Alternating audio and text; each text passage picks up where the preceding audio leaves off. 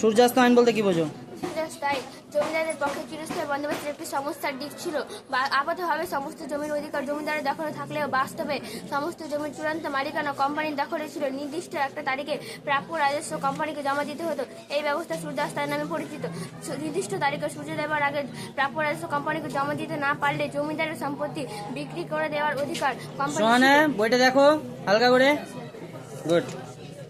সম্পদের বহির্গমন কাকে বলে? ব্রিটিশ শাসনের অধীনে ভারতীয়দের চরিত্র মূলত তিনটি প্রসঙ্গকে ঘিরে তর্ক বিতর্ক ছিল। সম্পদের বহির্গমন, সেগুলি হল সম্পদের বহির্গমন, অবশিল্পায়ন ও দেশীয় জনগণের দারিদ্র্য। দেশীয় জনগণের দারিদ্র্য বিভিন্ন উপনিবেশিক আমলে দেশের সম্পদ ব্রিটেনে নানাভাবে স্থানান্তরিত করা হতো। এর ফলে ভারতের কোনো উন্নতি হয়নি, শুধু ব্রিটিশদের সুবিধা হয়েছিল। তারা ভারত থেকে সম্পদ নিয়ে গিয়ে ইংল্যান্ডে জমা করত। এইভাবে দেশের সম্পদ বিদেশে চালানো হওয়াকে সম্পদের বহির্গমন বলে। খুব সুন্দর। নেক্সট, কে কবে বাংলা বিভাজনের পরিকল্পনা ঘোষণা করেন?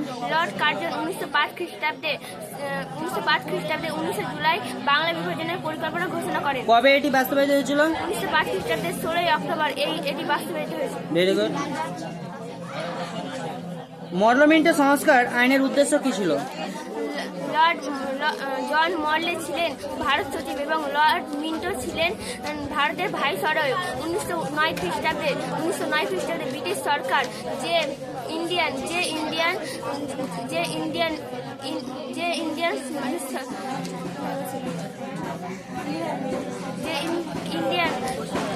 সচিব তৈরি করেছিলেন তা মরলে মিন্টো সংস্কার নামে পরিচিত। এর উদ্দেশ্যগুলি হল: 1. ব্রিটিশ কোম্পানি ভারতীয়দের দয়া দেখিয়ে নরমপন্থীদের কাছে ভালো হয়ে তাদেরকে জাতীয়তাবাদী আন্দোলন থেকে সরাতে চেয়েছিলেন। 2. এর বিভাজনের প্রক্রিয়া তিনি মুসলমানদেরকে আলাদা করার চেষ্টা করেছিলেন। তিনি ব্রিটিশ সরকার রাজনৈতিক অর্থনৈতিক এর জন্য এই মরলমিন্টো সংস্কার আইন আবিষ্কার করেছিলেন। নববঙ্গ গোষ্ঠী সম্বন্ধে বলো। হেনরি লুই ভিভিয়ান ডিরোজিও ছিলেন কলকাতা হিন্দু কলেজের তরুণ শিক্ষক। তিনি কত বছর বয়সে মারা গেছেন জানো? এগুলো নেই না বইয়ে?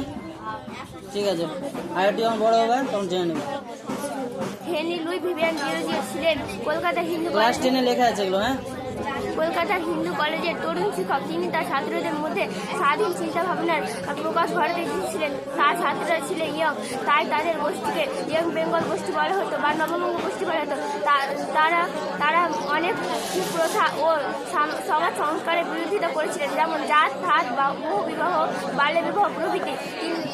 এই ইয়ং বেঙ্গল গোষ্ঠীর কয়েক উল্লেখযোগ্য সদস্য ছিলেন প্যারিচাঁদ মিত্র এবং রামতনু লাহিড়ী প্রমুখ। গুড, ভেরি গুড, খুব সুন্দর হয়েছে। এভাবে পড়ো। হ্যাঁ।